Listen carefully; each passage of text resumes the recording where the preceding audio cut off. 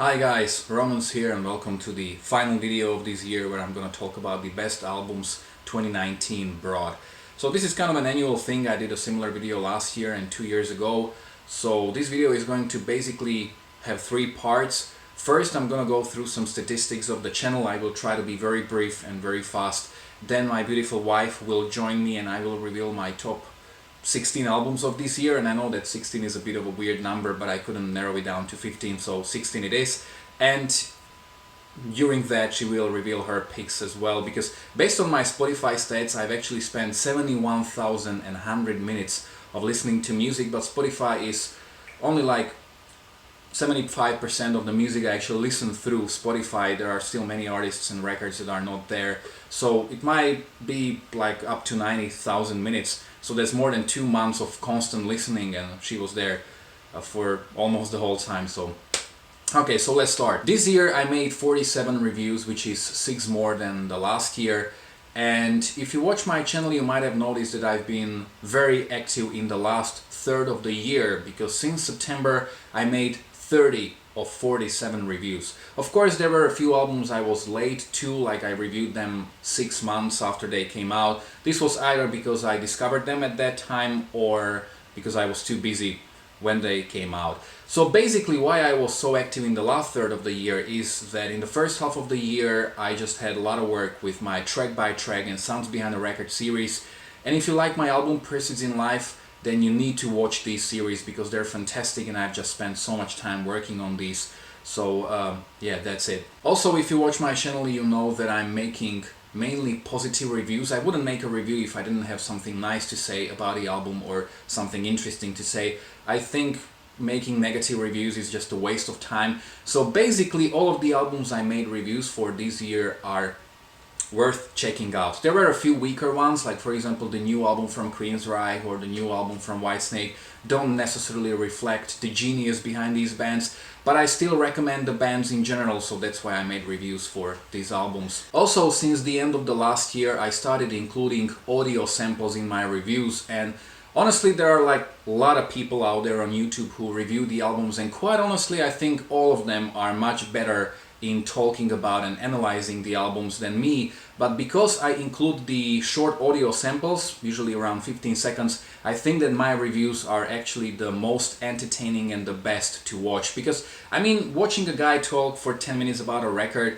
is kind of boring, and I don't think it really gives you anything, because if you are not 100% familiar with the record, then there's nothing you really can take from that video. You have to get familiar with the album, go back to the review, and then you'll understand what he was talking about. But I actually include the sound examples in my reviews, so you can take something away right away. You watch the review, and I think it's just much more fun, even for me when I edit the videos. There is only one review that doesn't have audio samples that I made this year, and that's Tool. And also I had to reduce the amount of audio samples in the Dream Theater and Rammstein review because of the copyright claims. This is actually one of the downside of these audio samples, that I won't be able to monetize the videos, but I will be able to monetize only at the 1,000 subscribers. We're still far away from that, so I don't have to worry about that now. The final thing, my most watched videos are Worst to Best series. I made 8 last year, but only one of them, the Great White Worst to Best, had audio samples. This year I made 6, all of them have audio samples. I think these videos are fantastic. I love doing them, but they're really very time consuming, and I also have to get 100% familiar with the discography. So I will keep doing this, but of course it will not be very often, so hopefully more than this year. So here is joining me my beautiful wife, who will... Hi guys. Who will also talk about the albums or reveal her opinions. She has heard most of them. So anyway, I'm gonna reveal my top 16 picks for this year, but as I've made separate reviews for all of these albums, I'm gonna be very brief, very fast. I'm gonna link the reviews for all of these albums in the description below, so in case you wanna know something more, just, you know, watch the review, and I think we can start. Can we? Sure. Let's do this. Number 16, Tom Kiefer, Rise. I've heard his album 11 times. He was the frontman and leading songwriter in one of my favorite bands, Cinderella, one of the best rock bands in my opinion. And this sophomore solo album is a very fresh take on the bluesy hard rock formula that sounds both modern and old school and dark at the same time. I especially love the heavier tracks on the album.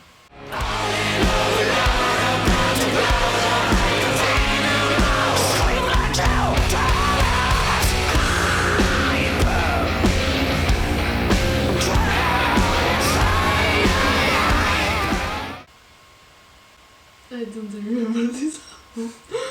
Okay.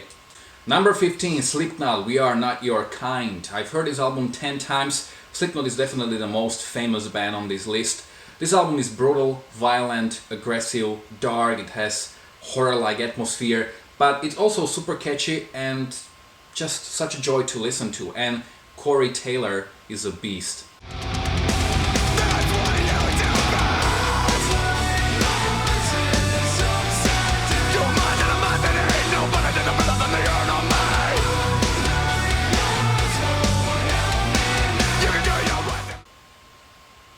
I don't like this album because it is too raw for me. Too raw, yeah. And I'm, soft. Yeah, she's soft. Number 14, M83, Digital Shades Volume 2. I've heard this album 9 times. This mostly instrumental, 80s influenced, synth-based music will take you on a journey you'll be revisiting time and time again because it's just so beautiful and imaginative.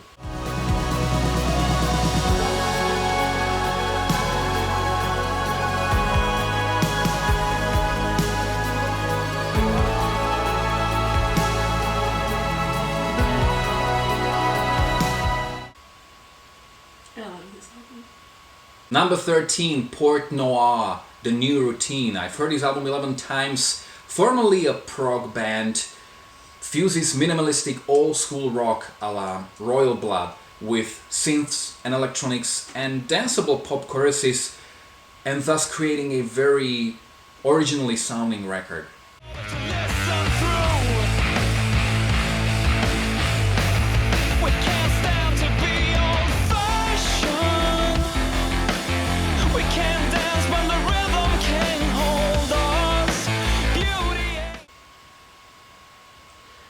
This album, but it's not my Cup of tea?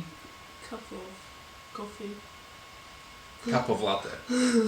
Number 12, Courtney Swain, Between Blood and Ocean. I've heard this album 11 times. The front woman and the keyboard player from Bentley on her 4th solo album combines the prog, pop and ambient music into a wonderfully dreamy art pop record that, and I've mentioned this in a review, that makes a great use of silence as part of the music.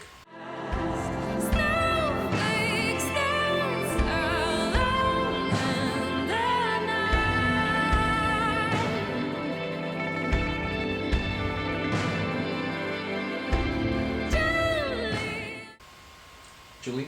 I like this album. This was one of the latest albums I've listened to, so I don't think we've heard it that many times. No, but I like it. Okay, cool. I love this album. Number 11, this is an album that's gonna end up on majority of prog fans' lists. So Opeth, In Cauda Venenum. I've heard this album 14 times. When it comes to Opeth, I have listened to only their 2010s offerings. So basically all the albums they've released when they were a full prog rock band, meaning that they got rid of all the metal and all the growling. And quite honestly, I wasn't too impressed with those 3 albums. They're not bad, but they're not really more than okay. But actually this album made me a fan. This album has fantastic songwriting, top-notch singing, and all of this is wrapped in that 70s vintage sound that sounds both lush and warm.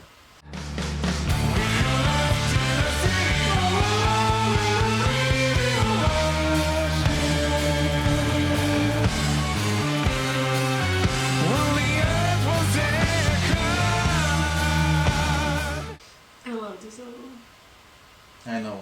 And I can't wait to revisit their older records. Number 10, Walzer Schnieselson, Sugar Kids Won't Stop Screaming. I've heard this album 14 times, and these Slovaks tastefully mix rock and roll and indie, and thus creating a very unique, one-of-a-kind atmosphere that no other record really provides me with. And it's mainly this atmosphere that put this record here. I really love it.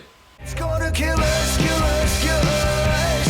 Sugar overdose. Why? It's gonna kill us, kill us, kill us. Nicotine exposed.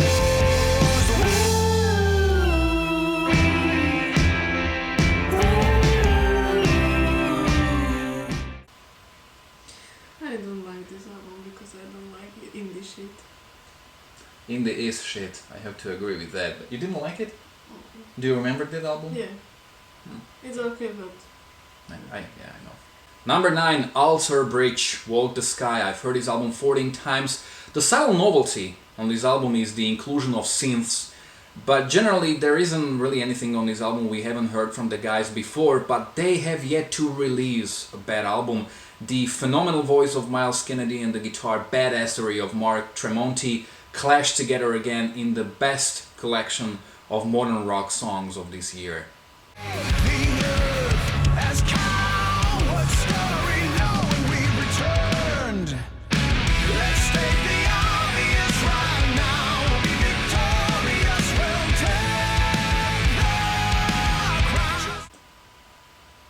I'm okay with this album, but it's after which and nothing new.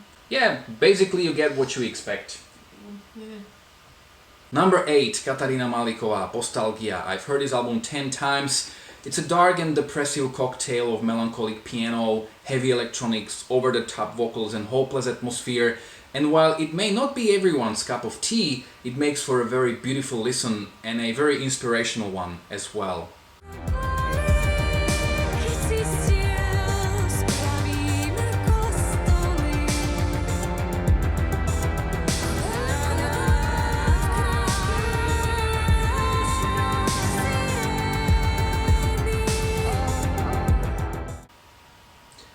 I like music, but it's not my cup of coffee. Lyrics and sometimes singing is not for me. Yeah, this is, by the way, the only non-English song album on this list, if we don't count in the Swedish version of the Opeth.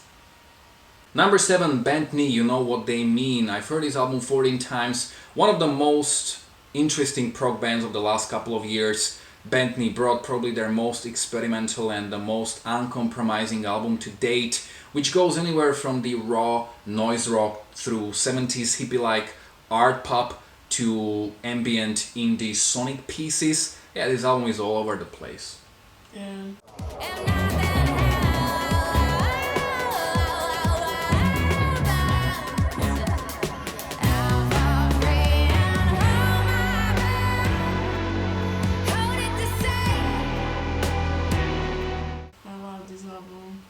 Was cool, and her voice is...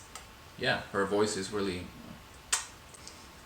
Number 6, Periphery. 4, Hail Stan. I've heard this album also 14 times. While still dwelling in that prog metal chant metalcore territory, Periphery experimented quite a lot on this album, and there are just so many great melodies and moments that I'm excited for every time I revisit this album.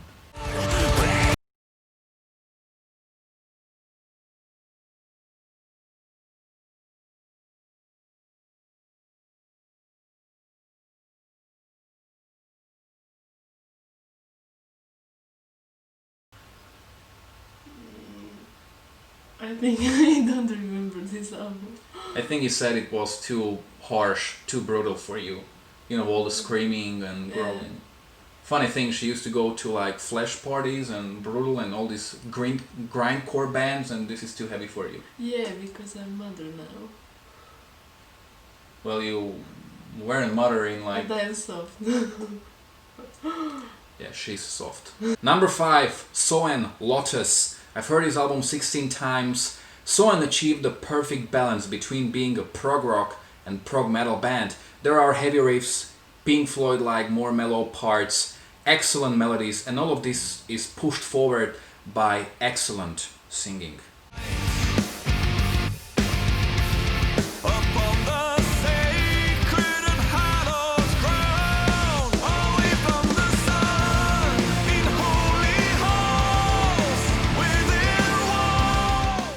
Yeah, I love this album. Very cool.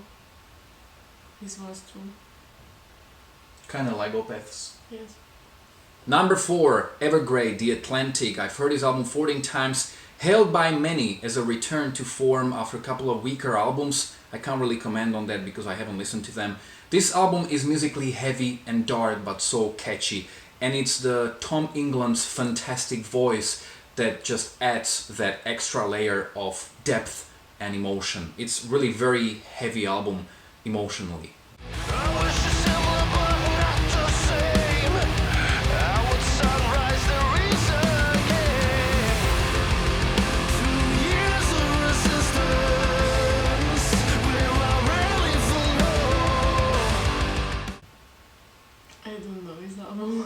You don't remember it?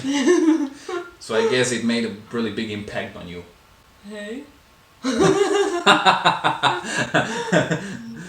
That was ironical. Yeah, yeah.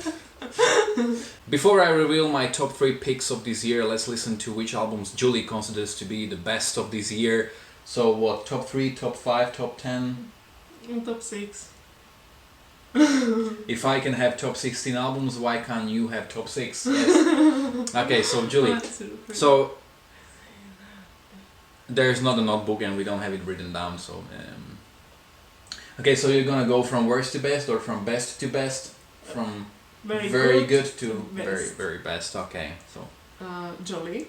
yeah, You should check them out. yeah, Juli released Family album. Then Clone. Clone, La Grande Voyage, the last review I made for this year. Yeah. You haven't them in this 16? No. Why? It's a great album, but you know, I can't have all of them in Okay. top 16. M83. She liked it actually. It's a very relaxing kind of music. Yeah. So Voyager. Voyager. Yeah. Why did you like it? Because they have good music and good melodies and simple, and it was catchy. Cool. Tool. Tool, Fear Inoculum. I like their music. They're good. Kind of a polarizing album. I think that it's gonna end up on many prog fans' lists, but probably many of them are going to ignore it, myself included. You know, there are like 5 tracks, all of them are over 10 minutes long. But you liked it. Yeah, and then Korn. Korn, The Nothing. Yeah, I think You it was. should check them out too. But Korn is also brutal, like Slipknot. In the other way, I don't know. I like them. Blind Guardian. Yeah, Blind Guardian featuring the Twilight Orchestra. The name of the album was, I don't know, something. I don't know. It will be here. So why did you like this it? album when I was in Hospital. Yeah, when our son was born, and that was really good to hear that. It's almost like a Orchestra classical music. yeah, Yeah, it's. So calming. David Townsend. David Townsend, Empath, definitely one of the biggest prog releases of this year.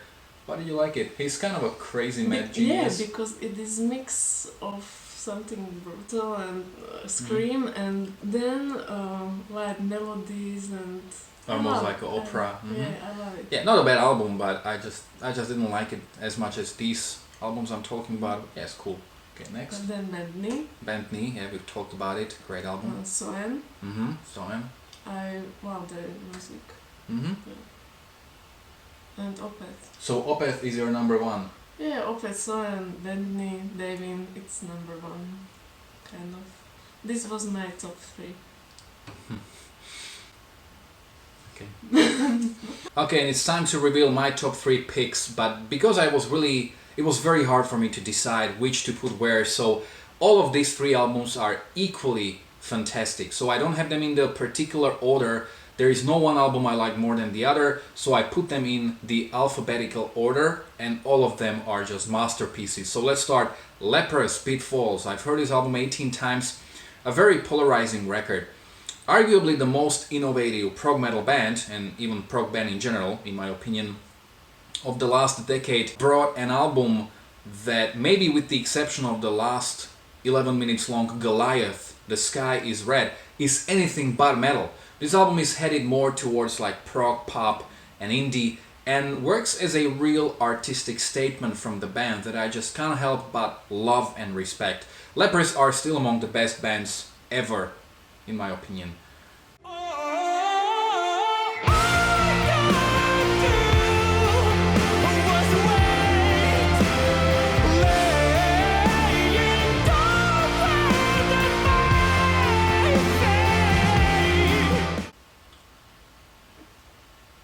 I love Lepers, but this album I didn't like that much because I don't know. Lepers mean for me you go to concert Or gig. yeah, and you headbang and some stuff like that. And this album is not about it. This is I don't know, this is about standing and looking at them. Okay. Yeah, this was definitely the most... One song. Yeah, one song is but about... 11 minutes long. Yeah, one song is about doing headbang and nothing.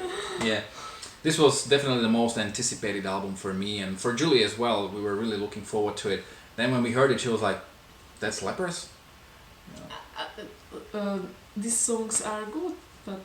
Yes, it's different. It's different. Yeah. The next album shares the drummer with Lepers.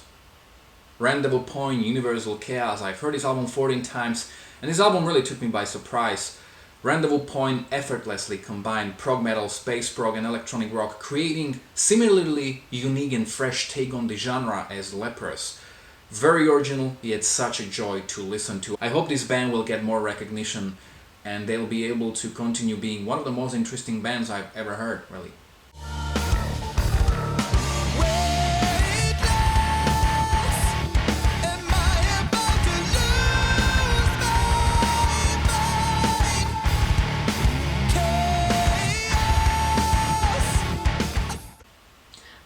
This album, especially song with Einar and his A.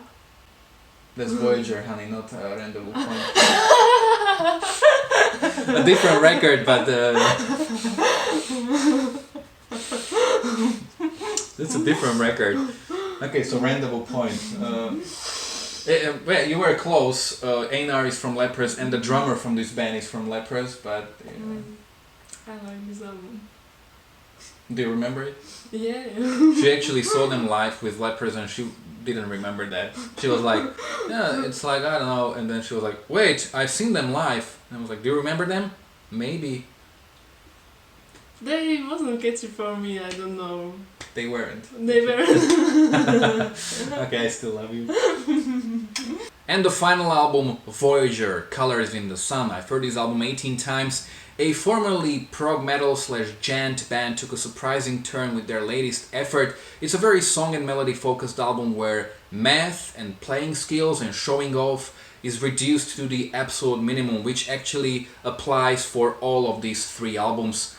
Yet it all works in the album's favor. The songwriting is top notch. The songs are ridiculously catchy, and those 80s synths and keyboards are just a cherry on top. Especially like that keyboard solo in the final track, that may be my favorite moment on the album.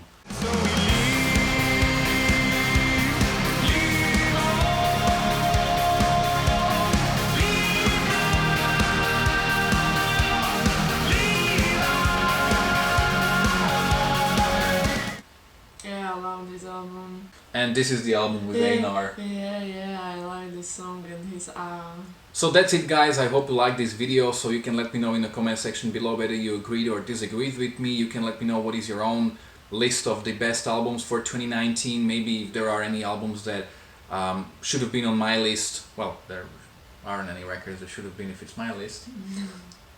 Or, you know, just basically let me know what is your own list of the best albums, and maybe if there are any records I forgot to check out or have yet to discover and didn't do a review for.